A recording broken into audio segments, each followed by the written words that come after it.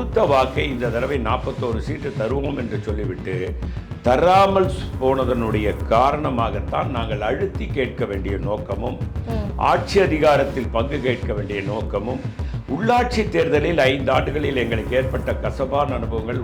அப்போ எங்களுக்கு பலம் இருக்கு. இந்த 2 கழகங்களோடு சேர்ந்து நாங்களும் வீணா போயிட்டோமே அப்படின்ற வருத்தம் எனக்கு மேலோங்கி இருக்கிறது.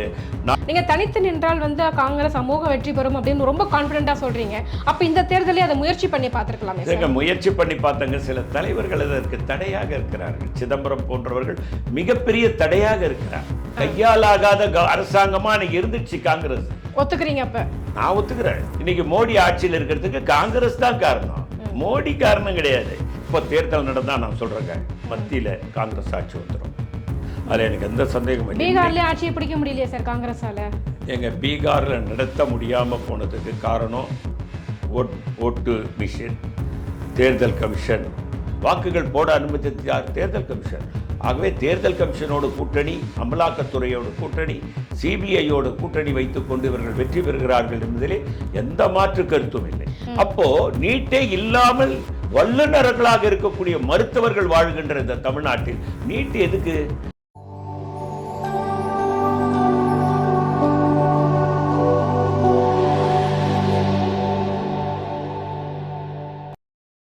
நேயர்களுக்கு வணக்கம். இன்றைய நேர்காணலில் நம்மோடு இணைந்திருக்கிறார் காங்கிரஸ் கட்சியினுடைய மூத்த தலைவர் திரு பொன் கிருஷ்ணமூர்த்தி அவர்கள். வாருங்கள் பேசுவோம். வணக்கம் சார். வணக்கம் சார். இன்றைய தினம் பார்த்தீங்க அப்படின்னா திமுக கூட்டணி ரொம்ப வலுவான கூட்டணியாக அறியப்பட்டிருக்கிறது. ஆனாலும் பார்த்தீங்க அப்படின்னா கொஞ்ச நாளைக்கு முன்னாடி பயங்கரமான ஒரு சலசலப்புகள் காங்கிரஸ் கட்சியில் ஏற்படுத்தப்பட்டது. காங்கிரஸ் கட்சிக்கு இன்னமும் திமுக கூட்டணியில் நிலைப்பதற்கு ஆர்வம் இருக்கா, இல்லை தாவேகா பக்கம் போவதற்கான ஐடியாலேயே இருக்கீங்களா? இல்லையா, கூட்டணி முடிஞ்சு போச்சு. நாங்கள் எப்போவுமே தாவேகா கூட போகணுன்னு நினச்சதில்லை. இது ஒரு தவறான தகவல்களை பரப்பி விடுறாங்க. மாணிக் தாக்கூர், அவர் சக்கரவர்த்தியெல்லாம் போய் விஜயை பார்த்துட்டு வந்து என்ன சொன்னார், நான் அவருடைய ரசிகன், அதனால் போய் பார்த்தேன்னாரு. மாணிக்கம் தாக்கூர் ஒரு கூட்டணி மாற்றம் வந்தால் நன்றாக இருக்கும் சொன்னாரே தவிர விஜயோட கூட்டணி போகணும் என்ற கருத்துப்பட அவர் ஓப்பனாக பேசலை. Okay sir. ஆனால் திராவிட முன்னேற்ற கழகம் கூட்டணி எங்களுக்கு தொடர் கூட்டணியாக இருந்து கொண்டிருக்கிறது. பல நேரங்களில் நாங்கள் அவர்களுக்கு துணையாக இருந்திருக்கோம், சில நேரங்களில் மட்டும் அவர்கள் எங்களுக்கு துணையாக இருந்திருக்கிறார்கள். ஆகவே எங்கள் கூட்டணி சென்ற முறை 25 இடங்கள் நின்றோம், அதற்கு முன்னால் 41 இடங்களில் நின்றோம். சென்ற முறை 25 கொடுக்கும்போது அடுத்த முறை 41 கொடுக்கிறோம். இந்த முறை எங்களுக்கு நீங்கள் கொஞ்சம் ஒத்துழைப்பு கொடுங்கள். பிஜேபிக்கு அதிமுக ஆதரவாக இருக்கிறது, அது கால் ஊன்றி விடக்கூடாது என்பதற்காகத்தான் நாங்கள் குறைத்து தருகிறோம். அனைவரும் குறைத்து வாங்கிக் கொள்ளுங்கள். திராவிட முன்னேற்ற கழகம் அதிக இடங்களில் போட்டியிட்டு வெற்றி பெற்று ஆட்சி அமைக்க வேண்டும் என்றார்கள், ஒப்புக்கொள்கிறோம். ஆனால் கொடுத்த வாக்கை இந்த தடவை 41 சீட்டு தருவோம் என்று சொல்லிவிட்டு தராமல் போனதனுடைய காரணமாகத்தான் நாங்கள் அழுத்தி கேட்க வேண்டிய நோக்கமும் ஆட்சி அதிகாரத்தில் பங்கு கேட்க வேண்டிய நோக்கமும் உள்ளாட்சி தேர்தலில் 5 ஆண்டுகளில் எங்களுக்கு ஏற்பட்ட கசப்பான அனுபவங்கள். உள்ளாட்சிகளில் 20% வேண்டும் என்று அவர்களோடு கேட்டு போராடி கொண்டிருந்தேமே தவிர ஒரு மாற்று சிந்தனை இல்லை. ஆனால் என்னுடைய கருத்து, நான் ஆழமாக எல்லா யூடியூப் சேனலையும், ஒருவேளை திராவிட முன்னேற்ற கழகத்தோடு கூட்டணி இல்லை என்று சொன்னால், தனித்து காங்கிரஸ் போட்டியிட்டால் கண்டிப்பாக இந்த 2 கழகங்கள் மீது இருக்கும் அதிருப்தி காரணமாக காங்கிரஸுக்கு மிகப்பெரிய ஒரு சக்தி கிடைக்கும் என்பதை நான் பேசியிருக்கிறேன். சார், அந்த அளவுக்கு காங்கிரஸ் தமிழ்நாட்டில் அந்த அளவுக்கு ஒரு கட்டமைப்பான ஒரு கட்சியாக இருக்குன்னு நினைக்கிறீங்களா? திராவிட கட்சிகளுக்கு மாற்றாக தேசிய கட்சியால் நீங்கள் காலூன்ற முடியும் அப்படின்னு நினைக்கிறீங்களா? நான் நினைக்கிறேங்க, நம்பிக்கை தான் வாழ்க்கை.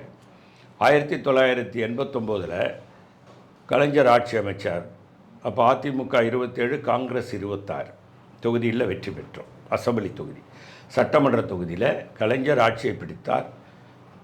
அம்மையார் ஜெயலலிதா அவர்கள் பொதுச் செயலாளர். அந்த இயக்கம் 27 இடங்கள், நாங்கள் 26 இடங்கள். அதிமுகவுக்கும் திமுகவுக்கும் வாக்கு வித்தியாசம் 3, அதிமுகவுக்கும் காங்கிரஸுக்கும் வாக்கு வித்தியாசம் 1, ஆட்சி அமைச்ச திமுகவுக்கும் காங்கிரஸுக்கும் வாக்கு சதவீதம் 4. அப்போ பலம் இல்லாமல் அப்போ ஜெயிச்சோம். தனித்து நின்றது காங்கிரஸ், ஒரு சிறிய கட்சி கூட கூட்டணி கிடையாது. அப்போ எங்களுக்கு பலம் இருக்கு. இந்த 2 கழகங்களோடு சேர்ந்து நாங்களும் வீணா போயிட்டோமே அப்படின்ற வருத்தம் எனக்கு மேலோங்கி இருக்கிறது. நாங்கள் பலகமான கட்டமைப்பு உள்ள ஒரு இயக்கம் இது, யாரும் அதை மறுக்க முடியாது. ஏன்னா தமிழகத்தை பொறுத்த வரைக்கும் திராவிட கட்சிகள் தான் வந்துட்டு இங்கே கோல வச்சுக்கிட்டு இருக்கிறாங்க அப்படின்ற ஒரு கட்டத்தில் தேசிய கட்சியான காங்கிரஸும் சரி பாஜகவும் சரி தமிழகத்தில் வந்துட்டு ஆட்சி அமைக்கிறதுல ரொம்ப முனைப்பு காட்டிட்டு இருக்காங்க. கிட்டத்தட்ட பாஜக ரொம்பவுமே ஸ்ட்ரெஸ் பண்ணிட்டு இருக்காங்க, காங்கிரஸும் அதை நோக்கி தான் நகர்ந்துகிட்டு இருக்குது. அப்படின்னும் போது பட்டி தொட்டி எல்லாம் காங்கிரஸுக்கான வரவேற்பு எப்படி இருக்குது அப்படின்னு நினைக்கிறீங்க சார்? அதாவதுங்க, நீங்கள் ஒன்றும் இல்லை, கன்னியாகுமரியில் ஆரம்பிச்சு காஷ்மீர் வரைக்கும் போனீங்கன்னா ஒரு பட்டி தொட்டி கிராமத்தில் கூட ஒரு காங்கிரஸ்காரர் இருப்பான். பிஜேபிக்கோ மற்ற எந்த கட்சியும் கிடையாது. காங்கிரஸ் மட்டும்தான் தனித்துவமான இந்தியாவில் ஒரு பெரிய கட்சி. நாங்கள் ஆண்டிருக்கிறோம் தமிழகத்தை. பிஜேபி இது வரைக்கும் ஆண்டதெல்லாம் கிடையாது. பெருந்தலைவர் காமராஜர் என்ற ஒரு முகம் இந்த தமிழ் மண்ணை ஆண்டது. 9 ஆண்டுகள் மிக சிறப்பான ஆட்சி. அவரை போன்ற ஒரு நேர்மையாளர், அவரை போன்ற ஒரு சிறப்பு அணைகளே இல்லாத தமிழ்நாட்டை உருவாக்கினார். சில பேர் சொல்லுவாங்க கலைஞர் தான் அணை கட்டினார். அணையை எங்கே கட்ட முடியாத அளவுக்கு காமராஜர் கட்டிட்டு போனார். சும்மா இந்த ஏதோ இந்த 10 இவங்க சில பேர் டிவியில் நெறியாளராக இருந்து வந்தவங்கெல்லாம் கலைஞர் தான் நிறையா அணை கட்டினார்னு வரலாறு தெரியாமலே, வரலாறு படிக்காமலே பேசி கொண்டிருக்கிறாரு. தவறு அது. வரலாறு எங்கெல்லாம் அணை கட்ட முடியுமோ அங்கே கலைஞர் தடுப்பணை கட்டினார். அது கூட முறையாக கட்டவில்லை, முறையாக கட்டப்படவில்லை. இன்னைக்கு பாலாறு பக்கம்லாம் நீங்கள் முறையாக கட்டியிருக்க வேண்டும். எல்லா தண்ணியும் கடலில் போய் கலக்குது. ஆனால் ஆந்திராவில் சந்திரபாபு நாயுடு சென்றை முறை முதல்வராக இருக்கும்போதே தடுப்பணைகள் முழுமையாக கட்டிவிட்டார். ஆனால் இந்த கழகங்கள் 60 ஆண்டுகளாக ஆகி இன்னும் தடுப்பணை கட்டாததனுடைய விளைவுதான் இன்றைக்கும் குறுவை சாகுபடியிலே மழையிலே நனைந்து நெல் மூட்டைகள் முளைவிடுகின்ற அளவிலே இருக்கிறது என்றால் தடுப்பணைகள் இவர்கள் கட்டவில்லை. கடல் நீரில் போய் கலந்து தண்ணீர், நல்ல தண்ணீர் வீணாக போகிறது என்பதுதான் வரலாற்று உண்மை. அப்ப நீங்க தனியாவே நின்றுக்கலாமே, கழகங்களோடு ஏன் நின்று நான் என்ன சொல்றேன், அந்த தைரியம் காங்கிரஸ் தலைவர்களுக்கு வர வேண்டும். எப்படியாவது கூட்டணியிலே கொண்டு போய் விட்டு தன்னுடைய சுயநலத்திற்காக கட்சியை அடமானம் வைக்கும் தலைவர்கள் இருக்கிறார்கள். அதுதான் வேதனை. நிறைய கோஷ்டிகள் இருக்கே காங்கிரஸுக்குள்ளே.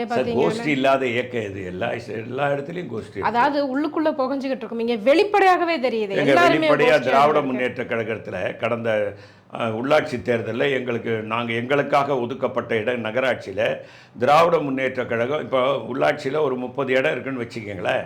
அதில் அந்த நகராட்சியில் 30 கவுன்சிலர் இருக்காங்க. நாங்கள் 5 தான் ஜெயிச்சிருப்போம், 25 திமுக இருக்கோம். எங்களுக்கு ஒதுக்கின இடம் மற்ற 25 பேரை எங்களை ஓட்டு போட்டு காங்கிரஸ் நகராட்சி தலைவர் தேர்ந்தெடுத்திருக்கணும். ஆனால் அவங்க என்ன பண்ணாங்க, திமுகலேயே ஒரு ஆளை செலக்ட் பண்ணி வெற்றி பெற வச்சுட்டாங்க. எங்களுக்கு போயிடுச்சு அது. திராவிட முன்னேற்ற கழக தலைவர் மாண்புமிகு முதல்வரிடம் சொன்னபோது அவர் ஒரு அறிக்கை வெளியிட்டார். நீங்கள் பார்த்துருப்பீங்க பத்திரிக்கை. மனம் புழுங்கி கொண்டிருக்கிறேன், மன வேதனையில் இருக்கிறேன், காங்கிரஸுக்கு ஒதுக்கிய இடங்களை விட்டு கொடுங்கள், நான் கொடுத்த வாக்குறுதியை மீறிவிட்டதாக நான் நினைத்து வருத்தமடைகிறேன், என்னுடைய வருத்தத்தை நீக்குங்கள் என்று பணிவாக ஒரு அறிக்கை விட்டார். யாராவது கேட்டாங்களா? இதுவும் கோஷ்டி தான். அதனால எந்த கட்சியில கோஷ்டி இல்லைன்னா சொல்ல முடியாது. எல்லா கட்சியிலையும் கோஷ்டி இருக்குது. எங்க கட்சியிலையும். ஆனா ஜனநாயக முறைப்படியான ஒரு இயக்கம் இந்தியாவில் இருக்குன்னா, பேச்சுரிமை இருக்குதுன்னா அது காங்கிரஸ்ல மட்டும்தான் இருக்கு, மற்ற இயக்கங்கள கிடையாது. Okay sir. இப்போ வந்து அணைகள் பற்றி நிறைய விஷயங்கள் வந்து பேசியிருக்கீங்க. பக்கத்தில் கர்நாடகா வந்து பார்த்தீங்கன்னா மேகதாது அணை வந்து கட்டிக்கிட்டு இருக்கிறாங்க. தமிழகத்திற்கு வந்துட்டு நீர் ஆதாரம் வந்துட்டு பாதிக்கப்படும் அப்படின்னு சொல்கிறாங்க. ஸோ தமிழகத்தின் மீது அக்கறை உள்ள காங்கிரஸ் ஏன் அந்த அணை தடுப்பு சம்பந்தமாக நடவடிக்கை எடுக்கக்கூடாது அங்கே இருக்கிற கர்நாடக அரசோடு சேர்ந்து? எங்கள் கர்நாடக அரசுக்கு நாங்கள் குரல் கொடுத்து கொண்டே இருக்கு, எதிர்ப்பு கொடுத்து கொண்டிருக்கிறோம். அங்கேயும் கர்நாடக அரசுலையும் காங்கிரஸ் தானே ஆண்டு இருக்கட்டங்க. நான் என்ன சொல்கிறேன், அங்கேயும் திமுக ஒரு இயக்கம் வச்சுருக்காங்க, கர்நாடகாலையும் விடுதலை சிறுத்தைகள் இயக்கமும் அங்கே இருக்குது. அங்கே இருக்கிறவங்கெல்லாம் அந்த அணை கட்டுக்கிறதுக்கு ஆதரவாக தான் இருக்காங்க, இந்த இயக்கங்களும். நாங்கள் அதுக்கு ஆதரவாக இல்லை. இங்கே இருந்துக்கிட்டு அவர்கள் எப்படி குரல் கொடுக்கிறார்களோ அதற்காக மேகதாது அணையை கட்டக்கூடாது என்பதிலே நாங்களும் உறுதியாக இருக்கிறோம். தமிழ்நாடு காங்கிரஸ் கட்சி உறுதியாக இருக்கிறது, அதில் எந்த மாற்று கருத்தும் இல்லை. அதாவதுங்க, மாநிலத்துக்கு மாநிலம் ஒரு நிலைப்பாடு இருக்கும், அதை மாற்ற முடியாது. அந்த நிலைப்பாடு உள்ள மக்கள் அவர்கள் என்ன நினைக்கிறார்களோ அங்கே இருப்பவர்கள் அதை செயலாற்ற வேண்டும் என்று நினைப்பார்கள். மீண்டும் ஆட்சிக்கு வருவதற்காக உண்டு. அங்கே இருக்கிற பிஜேபி மேகதாது அணை கட்டக்கூடாதுன்னு சொல்லுதா? இங்கே இருக்கிற பிஜேபி மேகதாது அணை கட்டக்கூடாதுன்னு சொல்லுது. இதுதான் நிலைப்பாடு. இது எல்லா மாநிலத்துக்கும் பொருந்தும். Okay okay. அப்போ இப்போ இருக்கிற சூழ்நிலையை பார்த்தீங்க அப்படின்னா காங்கிரஸ் வந்துட்டு இத்தனை தொகுதிகள் வந்து நிற்க போகிறீங்க. ஓகே, இதற்கான வெற்றி வாய்ப்புகள் உங்களுக்கு எந்த அளவுக்கு இருக்குன்னு நினைக்கிறீங்க? ஏன்னா வந்துட்டு இப்போ விசிகாவும் சரி, நாம் தமிழரும் சரி, எல்லாரும் அங்கங்கே பயங்கரமாக கூட்டம் போட்டு அதற்கான முன்னெடுப்புகள் வந்து எடுத்துக்கிட்டு இருக்கீங்க. காங்கிரஸ் தரப்பில் அதற்கான பிரச்சார கூட்டங்கள் எந்த அளவுக்கு வந்து முன்னெடுத்திருக்கீங்க சார்? இல்லை, முன்னெடுக்கிறோம். காங்கிரஸ் நிறைய மகாநாடுகள் நடத்துகிறோம், நிறைய கூட்டங்கள் நடத்துகிறாங்க. மாவட்ட தலைவர்கள் புதிதாக நியமிக்கப்பட்டவர்கள் நிறைய கூட்டங்கள். நேற்று கூட திரு கோபி அவர்கள் மத்திய சென்னை மாவட்ட தலைவராக இருக்கிறார். அவர் தலைமையில் ஒரு கூட்டம் நடந்தது. அதில் நான், மரியாதைக்குரிய டாக்டர் செல்லக்குமார் போன்றவர்கள்லாம் கலந்து கொண்டு பேசினோம். ஆகவே கூட்டங்கள் எல்லா இடங்களும், தினந்தோறும் காங்கிரஸ் கூட்டங்கள் நடக்காத இடங்களே தமிழ்நாட்டில் இல்லை என்று சொல்லுகின்ற அளவிலே காங்கிரஸை நாங்கள் பலப்படுத்தி கொண்டிருக்கிறோம். மக்கள் மனதிலே அதை ஆழமாக பதிய வைக்க நினைக்கிறோம். காங்கிரஸ் என்ற வரலாற்றை யாராலும் மறைக்க முடியாத அளவுக்கு முன்னெடுத்து சொல்லுகிறோம். சுதந்திர போராட்ட வீரர்களை அவர்களுக்கு ஞாபகப்படுத்தி கொண்டிருக்கிறோம். காமராஜர் தியாகத்தை, நேரு தியாகத்தை, பகத்சிங் தியாகத்தை நாங்கள் சொல்லிக்கொண்டே தான் இருக்கிறோம். மக்கள் மனம் நிச்சயம் மாறும். தனித்து போட்டிருந்தால், என்னுடைய ஒரு ஆசை, தனித்து போட்டிருந்தால் காங்கிரஸ் கூட வெற்றி பெற்று ஆட்சி அமைக்க இருக்குமோ என்ற ஒரு எண்ணம் என் மனதிலே இருக்கு. இப்ப இருக்கிற சூழ்நிலையில இப்போ இருக்கு. எந்த அளவுக்கு இளைஞர்கள் சப்போர்ட் இருக்கு சார்? இந்த பக்கம் தாவேக்கல இளைஞர்கள் அப்படி போறாங்க, நாம் தமிழர் பக்கம் நான் ஒரு சின்ன உதாரணம் சொல்றேன். ஒரு சில நாட்களுக்கு முன்னாலே ஒரு பட்டிமன்றத்திலே 60 குழந்தை உனக்கு பிடித்த தலைவர் யார் என்று கேட்டபோது அது காமராஜ் என்று சொல்லியது. நான் கூட விஜய்னு சொல்லிடுவான் அந்த குழந்தைன்னு பார்த்தேன்.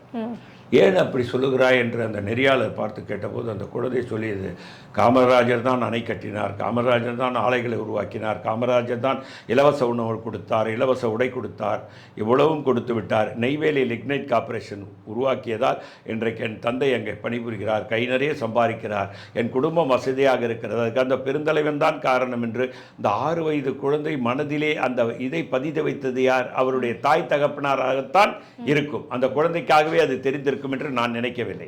அப்படிப்பட்ட குழந்தைகளுக்கு சொல்லிக் கொடுக்கக்கூடிய தாய்மார்களும் தந்தைமார்களும் இருக்கக்கூடிய இந்த நாட்டிலே தனித்து நின்று காமராஜர் என்ற பெயரையும், இந்திரா காந்தி என்ற பெயரையும், ராஜீவ் காந்தி என்ற பெயரையும், இந்த மண்ணிலே இறந்து போனவர் ராஜீவ் காந்தி, நேரு என்ற குடும்பம் எல்லா சொத்துக்களையும் நாட்டுக்கு அர்ப்பணித்து விட்ட குடும்பம் என்ற அந்த வரலாற்று உண்மைகளை சொல்லி கேட்டிருந்தால், வரலாற்று பின்னணிகளை நாம் மக்களிடத்திலே கொண்டு சென்றோம் என்றாலே நிச்சயமாக காங்கிரசுக்கு வாக்களித்திருப்பார். இன்னமும் வந்து காமராஜரே பத்தி பேசிட்டு இருக்கீங்களே, உங்க கட்சியில இருந்து எத்தனை காமராஜர்கள் இருக்காங்கன்னு நினைக்கிறீங்க?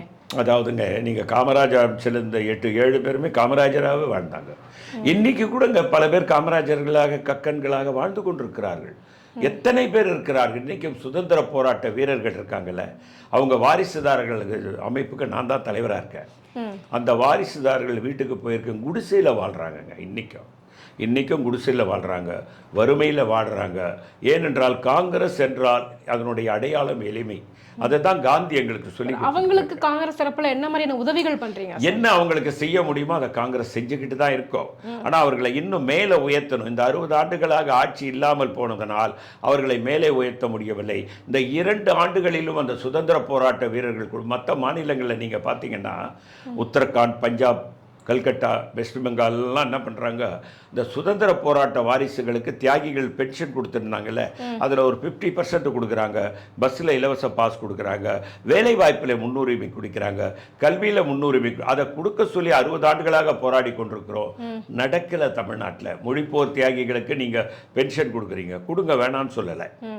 உங்கள் தமிழுக்காக மொழிப்போர் தியாகம் செய்தவர்களுக்கு கொடுக்குறீங்க, ஆனால் இந்த தியாகிகள் வாரிசுகளுக்கு கொடுங்கன்னு கேட்குறோம். ஆனால் நடக்கலை. அதுதான் ஒரு வருத்தமான விஷயம். ஓகே, நீங்கள் தனித்து நின்றால் வந்து காங்கிரஸ் அமோக வெற்றி பெறும் அப்படின்னு ரொம்ப கான்ஃபிடென்ட்டாக சொல்கிறீங்க. அப்போ இந்த தேர்தலே அதை முயற்சி பண்ணி பார்த்துருக்கலாமே? சரிங்க, முயற்சி பண்ணி பார்த்தாங்க. சில தலைவர்கள் அதற்கு தடையாக இருக்கிறார்கள். சிதம்பரம் போன்றவர்கள் மிகப்பெரிய தடையாக இருக்கிறார். என்ன செய்வது என்று வருத்தமாக இருக்கிறது. காங்கிரஸ் கட்சிக்கு பண்ணையார் கட்சின்னு ஒரு பேர் இருக்கு. உங்க கட்சியில் எல்லாருமே தலைவர்களாகவே இருக்கிறாங்க, தொண்டர்கள் யாருமே கிடையாது அப்படின்னு. இந்த கூட்டம் எப்படி பாக்குறீங்க சார்? அப்படியெல்லாம் கிடையாது. பண்ணையார் கட்சின்னா காங்கிரஸ் தொடங்கும் போதே அது ஒரு பெரிய நிறைய பணக்காரர்கள் காங்கிரஸில் இருந்தார்கள். ஓகே, பேரறிஞர் அண்ணா கூட என்ன பேசுவார், பெருந்தலைவர் காமராஜர் அவர்களை நோக்கி நான் கேட்கிறேன், குன்னூர் சாம்பசிவ ஐயரையும், பூண்டி வாண்டையாரையும், கவிஸ்தலம் மூப்பனாரையும், மணரி ராமகிருஷ்ண முதலியார் போன்ற பணக்காரர்களை வைத்து சோசியலிசம் பேசுவதற்கு காமராஜருக்கு அருகதை இருக்கிறதா? அண்ணா பேச்சு இது. ஆனால் அந்த பணக்காரர்களாக எளிமையாக வாழ்ந்தாங்க. மூப்பனாருடைய எளிமை நீங்கள் பார்த்துருப்பீங்க. வாண்டையாரை பாருங்கள், மிகப்பெரிய பணக்காரர். இன்றைக்கி அவர் மகன் இருக்கார், பூண்டி புஷ்பவனம் காலேஜ் நடத்துகிறார், போய் பாருங்கள், எளிமையாக இருப்பார். குன்னூர் சாம்பசிவ ஐயர் எளிமையாக இருப்பார். மணலி ராமகிருஷ்ண மொழியார் காங்கிரஸ் ஆட்சி வர வரைக்கும் காலில் செருப்பே போட மாட்டேன், செருப்பே போடாத அந்த மனிதன் மறைந்து போன வரலாறு காங்கிரஸ் சொந்தமான. ஆகவே அவ்வளோ பெரிய வசதியானவர்களாக இருந்தாலும் ஏழைகளுக்கு உதவி செய்தார்கள், நாட்டு மக்களுக்கு சொத்துக்களை கொடுத்தார்கள், நாணமாக கொடுத்தார்கள், இப்படியெல்லாம் செய்தார்களே தவிர அவர்கள் பண்ணையார் என்று நீங்கள் சொல்லலாமே தவிர, ஆனால் பண்ணையார்களாக இருந்தவர்கள் ஏழைகளுக்கு உதவும் மிகப்பெரிய மனச்சுவார்ந்தர்களாக செல்வந்தர்களாக வாழ்ந்து மறைந்து போனது தான் வரலாறு என்பதை ஆழமாக நாம் பதிவு செய்து வைத்திருக்கிறோம். கண்டிப்பாக இப்போ மோடி அரசு பார்த்தீங்கன்னா கிட்டத்தட்ட 3வது முறையாக வந்துட்டு இந்தியாவில் வந்து ஆட்சியை பிடிச்சிட்டாங்க. காங்கிரஸால் முன்னாடி வரவே முடியலை. அப்போ வந்து மோடியினுடைய அந்த நிர்வாகம் வந்து ரொம்ப சிறப்பாக இருக்குது, மக்கள் அங்கீகரிக்கிறாங்க அப்படின்னு எடுத்துக்கலாமா? இல்லைங்க, அதை நான் சொல்ல முடியாது. 2G என்ற ஒரு மாபெரும் ஒரு ஊழலை பெரிதாக்கினார்கள். இங்கே கூட நீங்கள் பார்த்தீங்கன்னா வழக்கு போட்டது 30,000 கோடி தான் சிபிஐ வழக்கு போடுது. அது கூட வழக்கு என்ன தெரியுங்களா? 30,000 கோடி நஷ்டம். 30,000 கோடி ஊழல் என்று வழக்கு கிடையாது, நஷ்டம். அதில் நஷ்டம் ஏற்பட்டது என்பதுதான் உண்மை. அந்த வழக்கை 1,76,000 கோடின்னு வினோத் ராய் என்று காங்கிரஸால் நிறுவப்பட்ட சிஏஜி தலைவர், அவர் தான் அதை முதல்ல சொன்னார். 1,70,000 கோடி. எங்கள் காங்கிரஸில் இருந்தவங்க அன்னைக்கு மிகப்பெரிய ஆளுமை மிக்கவர்கள் ஆண்டார்கள் என்று சொன்னார்கள். ஆனால் வினோத் ராய் போன்ற பிஜேபியினுடைய ஸ்லீப்பர் செல்லுகளை அதிகாரிகளாக போட்டு விட்டார்களே என்பதுதான் என்னுடைய மிகுந்த கவலை. அது கூட தெரியாமல் மிகப்பெரிய அறிஞர்கள் என்று சொல்லக்கூடியவர்கள் வினோத் ராய் என்று சொல்லக்கூடியவனை போட்டு அந்தால் என்ன பண்ணிட்டான், 1,76,000 கோடின்னாங்க. 1,76,000 கோடி சைபர் போட்டு பார்த்தா கூட எல்லாருக்கும் மலைப்பா இருந்தது. 1,76,000 கோடியா? அம்மையார் ஜெயலலிதா இது எதுக்கு இது இந்த பேட்டா செருப்பு மாதிரி 1,76,000 கோடி, 1,80,000 கோடி நஷ்டம் அப்படின்னு அவங்க பாட்டில் அடிச்சு விட்டாங்க அம்மையார் ஜெயலலிதா. என்ன பேட்டா ஷூ செருப்பு தான் 999 ரூபாய் 99 பைசான்னு வரும். அந்த மாதிரி இது எதுக்கு 76,000? அந்த வினோத் ராய் பண்ண தவறு தான் இது. வினோத் ராயை சிஏஜின்னு சொல்லி இது நம்ம ஜாயிண்ட் பார்லிமெண்ட் ஜேசிபி கூப்பிட்டு கேட்டாங்க. 1,76,000 கோடின்னு சொல்றியே, 30,000 கோடி தான் லாஸ்ட் சிபிஐ வழக்கை விசாரிச்சுட்டு சொல்றாங்களே. அவர் சொன்ன கணக்கு பாருங்க. கணக்கு மேதை ராமானுஜம் தமிழகத்தில் பிறந்தவர், கணக்கு மேதை சகுந்தலா தேவி தமிழகத்தில், அவங்களுக்கு கூட புரியாத கணக்கை அந்த மனுஷன் சொல்லிட்டு போய் பிஜேபி மிகப்பெரிய பதவியை கொடுத்த 5 ஆண்டுகள் அவரை அலங்கரித்து வைத்தது என்பதுதான் வரலாற்று உண்மை. ஆகவே காங்கிரஸ் தான் அந்த சவரை வினோத் ராய் என்ற ஒரு அதிகாரியை போட்டது. அன்றைக்கு ஆண்ட காங்கிரஸாக இருந்த அந்த அமைச்சர்கள், குறிப்பாக பிரதமராக இருந்த திரு மன்மோகன் சிங், திரு சிதம்பரம் போன்றவர்கள் செய்த தவறு அது.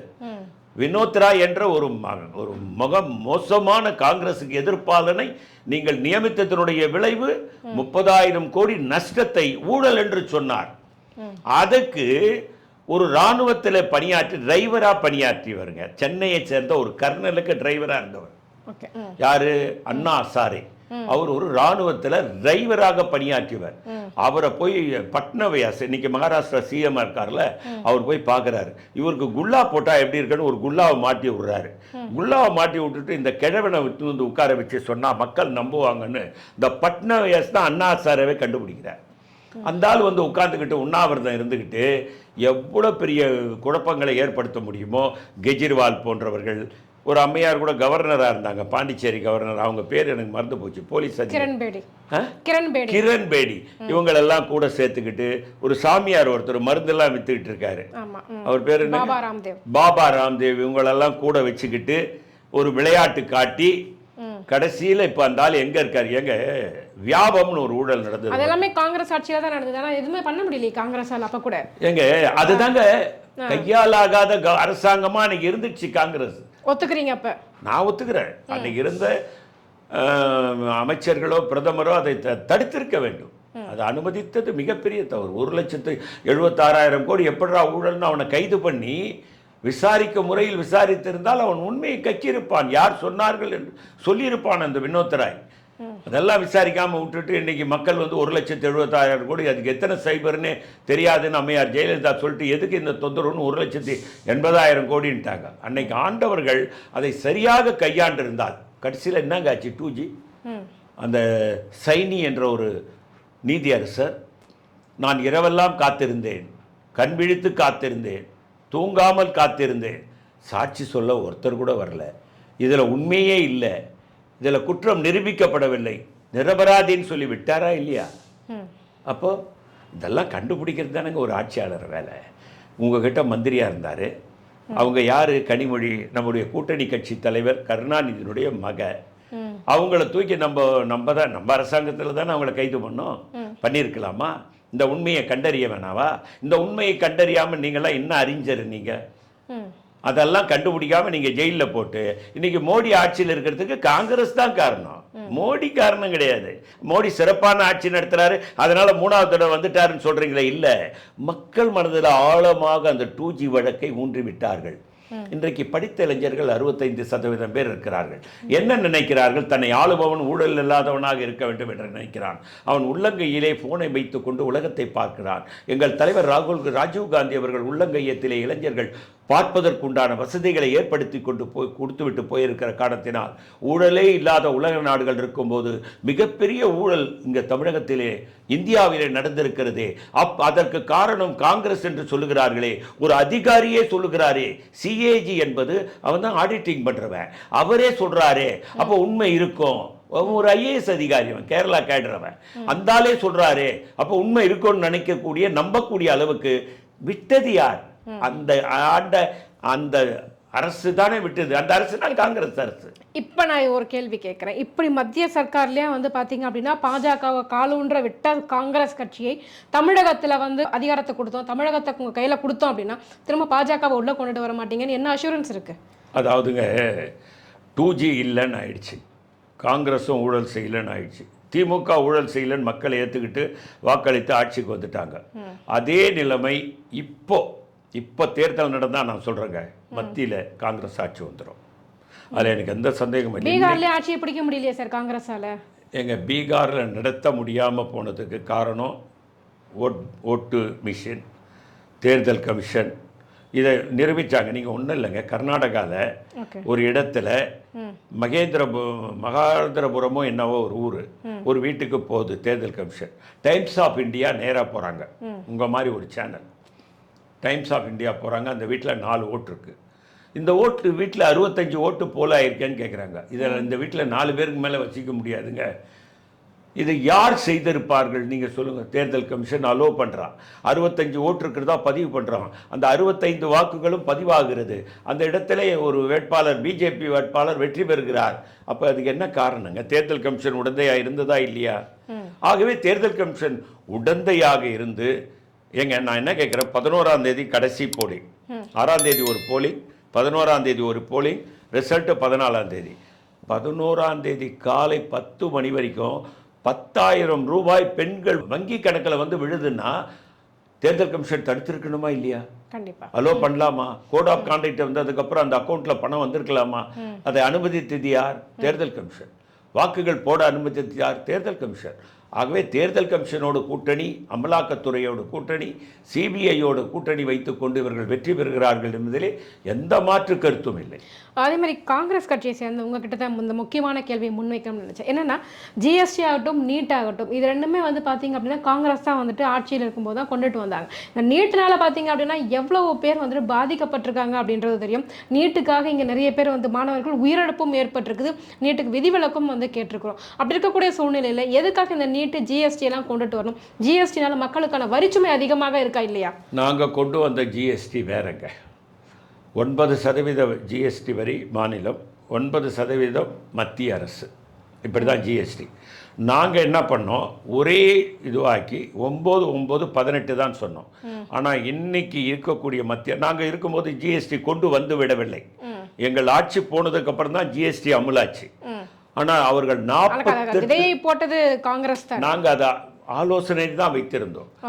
மிகப்பெரிய எக்கனாமிஸ்டை வச்சு இதை எப்படி செய்யலாம், இந்த 9 கூட குறைக்கலாமா, 18 குறைக்கலாமா? ஆனால் இன்னைக்கு 48% வரைக்கும் பல பொருட்களுக்கு ஜிஎஸ்டியை இவர்கள் போட்டிருக்கிறார்கள். அதே மாதிரி நீட்டை பற்றி கேட்டீங்க. நீட்டை நாங்கள் கொண்டு வரல, கல்விமான்களை வைத்து நீட் எப்படி இருக்குன்னு சொல்லி பார்த்துட்டு சில மாநிலங்கள் அது மத்திய சிலபஸ்லேருந்து தான் கேள்விகள் வருது. கல்விமான்கள் சொன்னது, மிகப்பெரிய கல்வி அறிஞர்கள் இந்தியாவில் இருக்காங்க, அவங்க சொன்ன வார்த்தைகள் மத்திய பாடத்திட்டத்திலிருந்து தான் நீட்டுக்கு தேர்வு வருது. அதனால் விரும்பும் மாநிலங்கள் நீட்டை வைத்துக் கொள்ளட்டும், விரும்பாத மாநிலங்கள் நீட்டை தேவையில்லை என்று ஒதுக்கி வைத்துக் கொள்ளட்டும், அவர்கள் பாடத்திட்டங்களிலே அவர்கள் நடத்தட்டும், நீட்டை ஏற்றுக்கொள்பவர்கள் ஏற்றுக்கொள்ளுங்கள். இதுதான் எங்களுடைய திட்டம். நீங்கள் நல்ல வரலாற்றை புரட்டி பாருங்கள், படித்து பாருங்கள், நீங்கள் வலைதளங்களிலே போய் பாருங்கள். நாங்கள் சொன்னது அதுதான். இந்த தேர்தலில் கூட மத்திய அரசாங்கத்தில் நீட்டு விரும்பும் மாநிலங்களை மட்டும்தான் நாங்கள் அனுமதிப்போம், நீட்டு வேண்டாம் என்பவர்களை நாங்கள் வற்புறுத்த மாட்டோம் என்று எங்கள் தேர்தல் அறிக்கையிலே சொல்லியிருக்கோம் மத்திய அரசு தேர்தலில்.